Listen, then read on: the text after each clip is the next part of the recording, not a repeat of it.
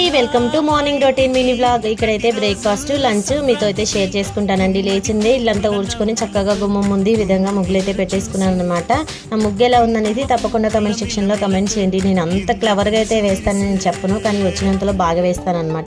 ఇక్కడైతే బ్రేక్ఫాస్ట్లోకి ఇక్కడ పెసరట్టు ఇంకా ఎర్ర చట్నీ అయితే చేశానండి. నేను చేసే ఈ రెడ్ చట్నీ చాలా అంటే చాలా బాగుంటుంది. మీకు కూడా రెసిపీ కావాలంటే తప్పకుండా కమెంట్ చేయండి, చేసి చూపిస్తాను. ఇంకా మధ్యాహ్నం లంచ్లోకి వచ్చేసి ఉర్లగడ్డ కర్రీ అయితే చేస్తున్నాను, అది కూడా మట్టి కడాయిలో.